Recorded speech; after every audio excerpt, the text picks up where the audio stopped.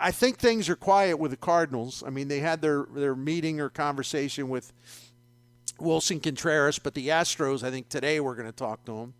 We'll see what Jimmy Baseball Crane has in mind there, because I think the Astros, based on, again, credible reports, they're a little surprised by the resistance, or the difficulty is a better word, of trying to re-sign Justin Verlander, because they thought, oh, he loves it here, and we'll give him a fair contract, but he loves it here, and they took that for granted, and now, the Dodgers are in the middle of this, and there's some other teams in the middle of this, so they may not have the confidence that they can get him back. We'll see. It's still a long way to go here, but I think Jimmy Baseball Crane is mesmerized by the idea of having Wilson Contreras taking aim at the Crawford boxes all the time, right? Yes.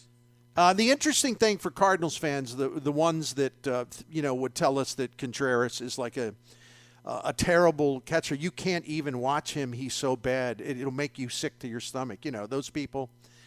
The Houston Astros are pretty incredible baseball team, incredibly talented, and they put a premium on pitching, and they're very much hands-on in terms of the catcher being a big part of the pitching strategy, the pitching plan. So their catchers must really be able to handle a pitching staff. Now, listen, they have Martin Maldonado, so I realize he's the main guy in that context. I get it. And I gather that Contreras, if they sign him, will also spend time at first base a little bit. They did sign Jose Abreu, but he can play left field and he can be a designated hitter. So they'll get the use of it. But he'll also be catching if they sign him. And the question, it's interesting. So if a team that is vastly superior to your team, the Cardinals, vastly superior to the Cardinals, and who values pitching as much as you claim you do, why are they willing to just tell the great Christian Vasquez, bye, to bring in Wilson Contreras? Does that add up to anyone? Huh? So the guy that a lot of Cardinals fans want, I think the Cardinals want, Christian Vasquez, and I respect him. Hummel and I were talking about it the other day at Friendly Sports Bar and Grill, and I wasn't being a phony. I definitely respect the career he had, and I wouldn't be thrilled, but I'd be fine if that's what they settle on. Anybody except the low-hanging fruit. And I would hope that they would have more ambition than that. But it just seems odd to me that a team across the board is vastly superior to the St. Louis Cardinals, and who already have a catcher that they like. They're willing to entrust Wilson Contreras to handle their pitching staff, and just basically tell Christian Vasquez, who in St. Louis is being depicted as, Yadier Molina Jr., he's great. They're willing to say to Christian Vasquez, hey, thanks for helping us. See you later. It's been nice. Huh. Something doesn't quite connect there, does it? No, definitely. What's going on here? Maybe it's not as bad as we all put out to be. Yeah, kind of looks that way, doesn't it? Right. So the Cardinals, we already know. I mean, people are saying, well, the Cardinals have discussed Sean Murphy with the A's. I said that on the air and also at Scoops with Danny Mac like 3 weeks ago that they had already reached out. They were one of the early teams to reach out to the A's. So this is really nothing new. It's just sort of getting put out there now. But, and it's sort of the same thing that we know. The price for Sean Murphy is going to go up. No one knows what Contreras' price is in terms of free agent money. Murphy's got 3 years left under team control, so he's a bargain, and he's a really outstanding catcher. And as I said, that's the guy that I would take if they could pull it off.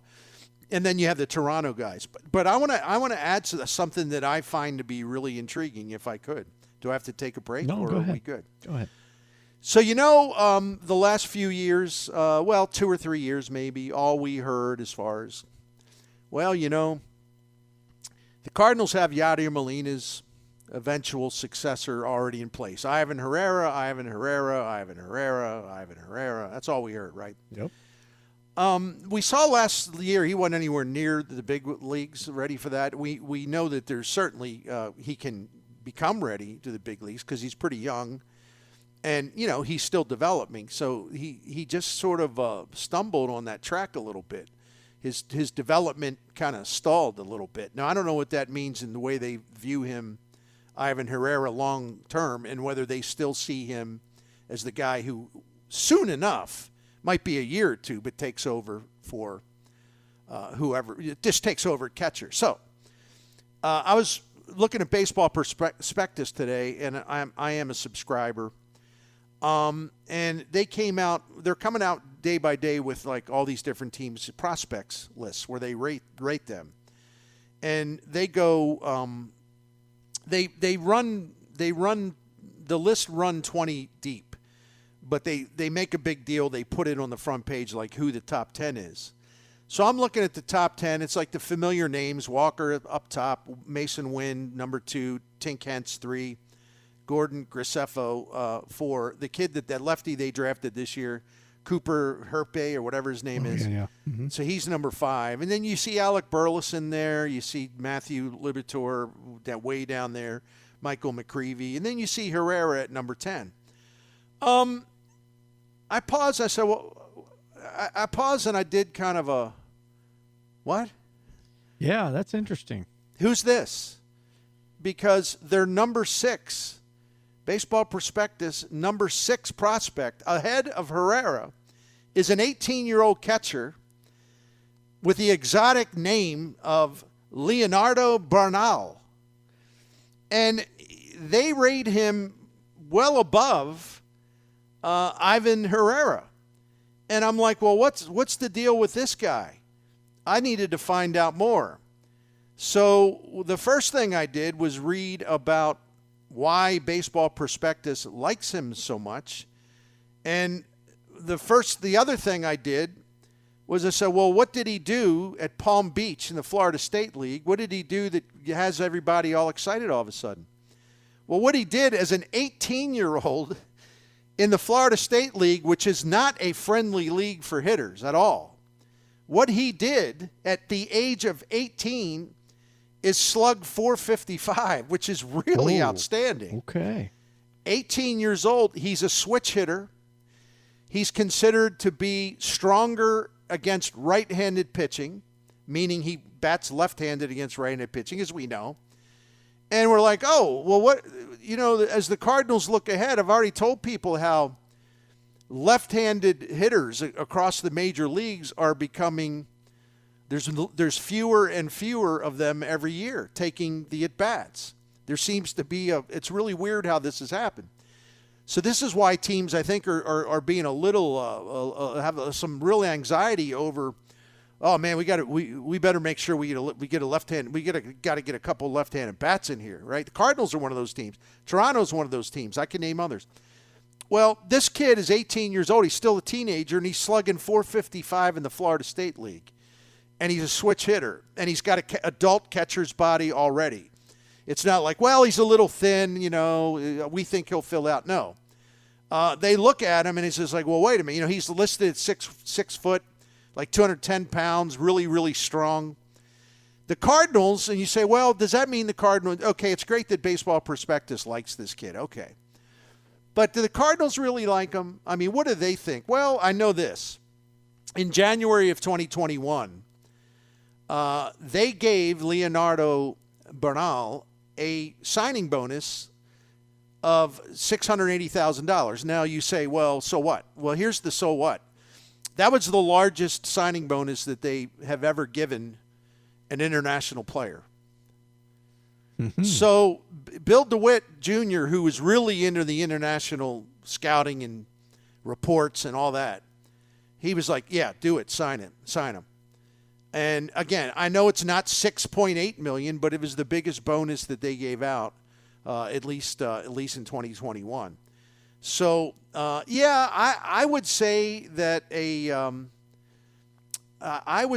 guy 18 years old who's a switch hitter and has got an adult's body and strength and is getting rave reviews from scouts and is slugging .455 in the Florida State League, Yeah, I would think that the guy's rightfully considered a pretty good prospect, maybe even a great prospect. Baseball Prospectus also said about Leonardo, and I misspoke. It was the highest dollar signing in the 2021 international free agent class. So they said he handled an aggressive assignment in the Florida State League as an 18-year-old impressively. He's already built like a major league backstop. He sets a big, steady target. It's quiet, flexible receiver with good hands, twitchy and reactive on balls in the dirt. The only weakness is a fringy arm strength and carry, but he covers for that to an extent with his very quick transfer and release. They talk about his hitting. He says it's far more advanced the left side, but he's got above average exit velocities despite the fact he'll still be a teenager for one more season.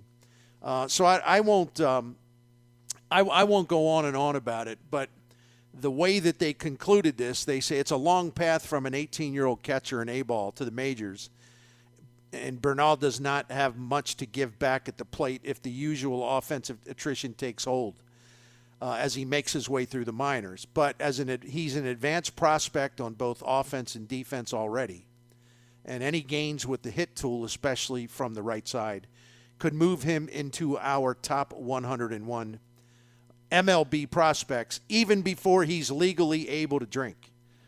So I get fired up about this stuff. I had no idea that there's another catcher who's on the way, they hope, he seems to be, that is younger than Herrera and better and more advanced than Herrera. It's certainly with defense, but also the fact that he gives you that added bonus of being a switch hitter with power. That's something. People say, well, why are you bringing this up? He won't be a Cardinal for a while. That's so true. I know that. But don't you think if you have a catching prospect like this, don't you think that enters into your thinking about how you handle the catching pursuit this offseason? Like, in other words, Alejandro Kirk's got 4 years left on his deal. Sean Murphy would be 3 years of contract control for the team. Contreras will cost you a lot of money, but what if he wants 5 years? Like, why would you really feel all that hot to trot about signing a free agent when you believe you not only have Herrera on the way, if they still like him as much, but he needs more time? And now all of a sudden, the great Bernal, the great Leonardo is turning heads as a teenager in A-ball, and will turn more heads in A-ball, maybe high A-ball next season as a dude that will be 19 years old. Do you really want to invest in Contreras? I mean, that's a legitimate question to ponder, right? It is, and knowing the Cardinal organization, I think I know what their answer will be leaning towards. Let's not spend as much. Let's see what more we can get by with. And not as many years. Let's try for a year or two and try to get by and get Ivan ready, and then the great Leonardo will be ready as well. So interesting trade today in Major League Baseball. The former Cardinal Colton Wong was traded from Milwaukee to Seattle for Jesse Winker and Abraham Toro, who's a third baseman, second baseman. Winker, of course, is an outfielder. And this is interesting on a lot of levels. A lot of people thought, well, the Brewers are cutting back, and so they won't make they won't make an offer to Wong. They'll just probably let him go. But they didn't, because their new general manager, Matt Arnold, correctly concluded that he had trade value. So they I think the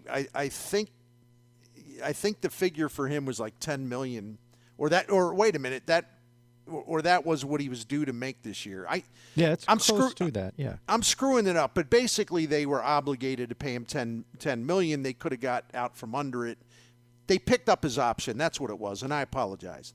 So they picked up his $10 million option, Colton Wong, and even though he increased his power in his offense when he could play.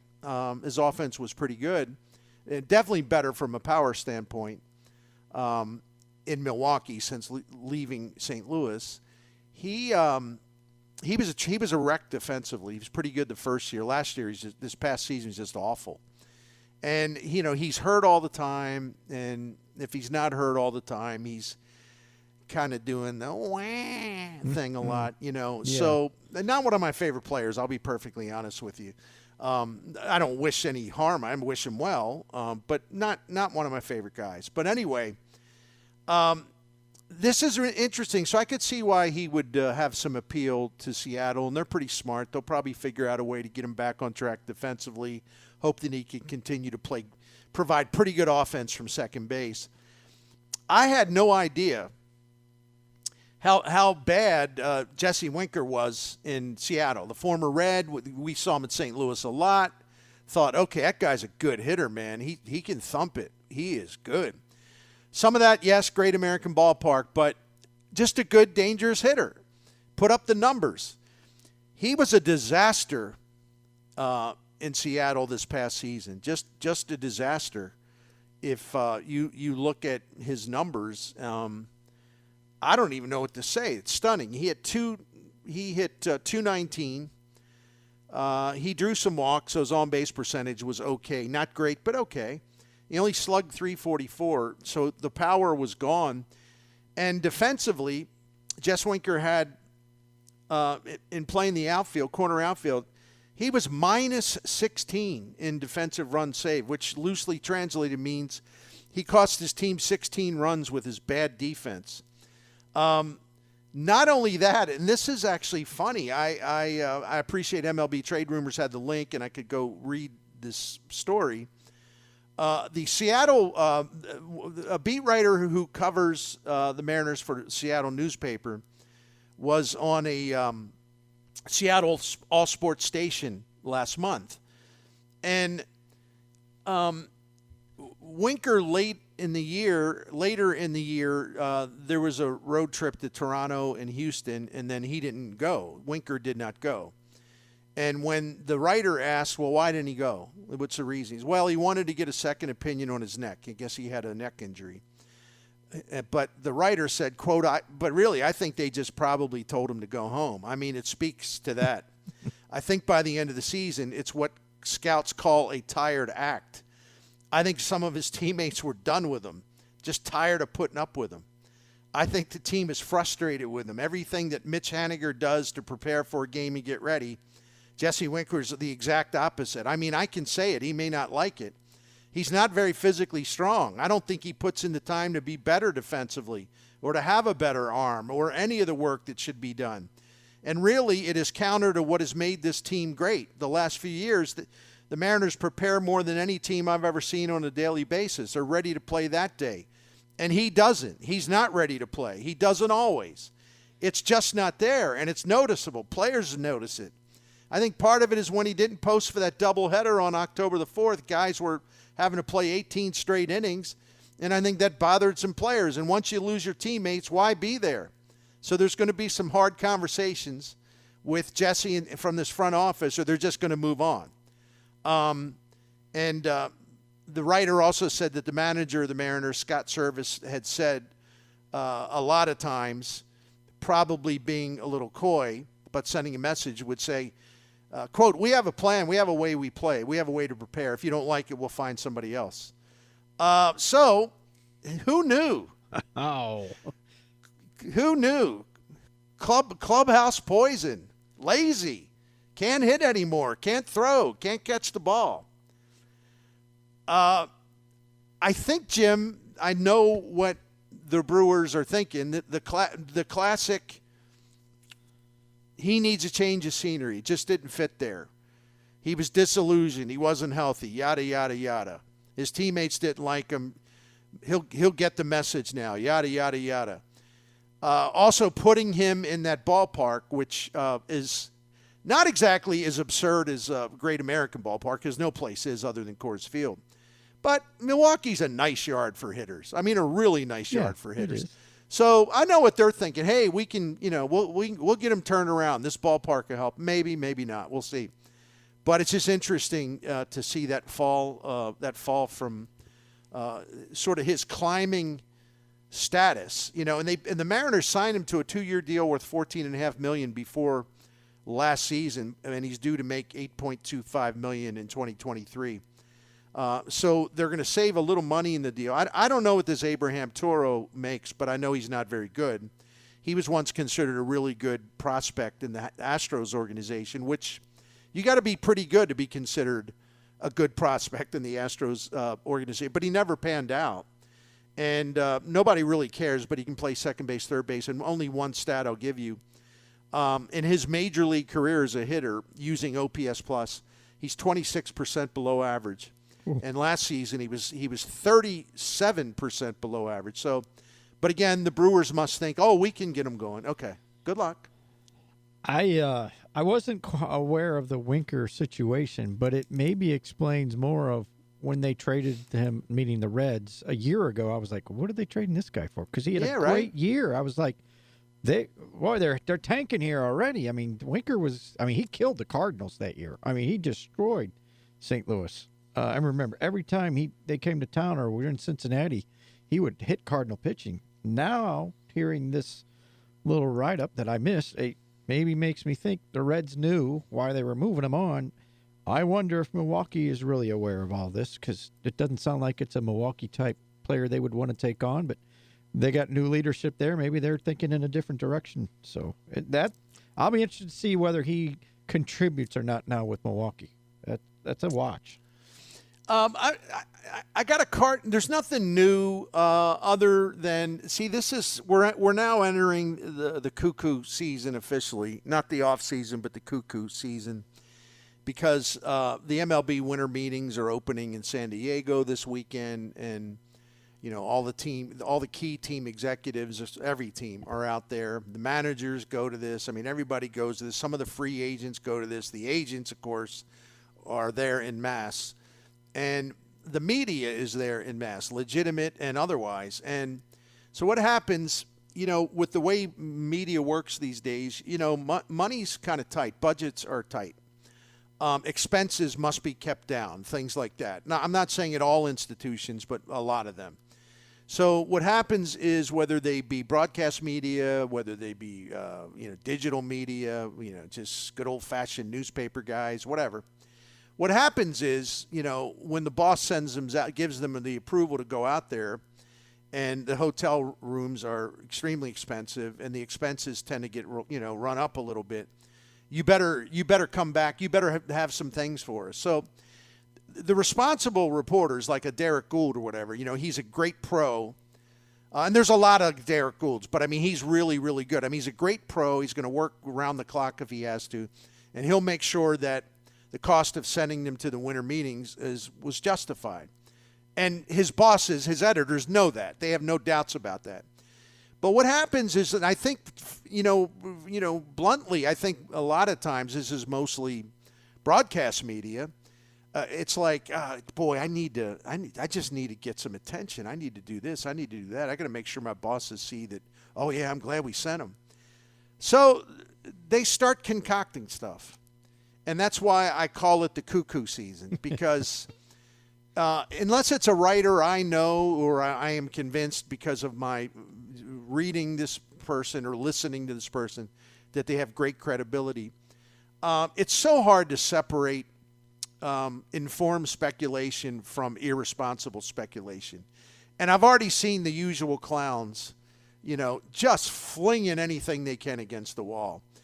And this is the time of year where I just stay off baseball, MLB Twitter for the most part. If I want to look at specific media people that I know are legit, I can just put the search thing in and see them.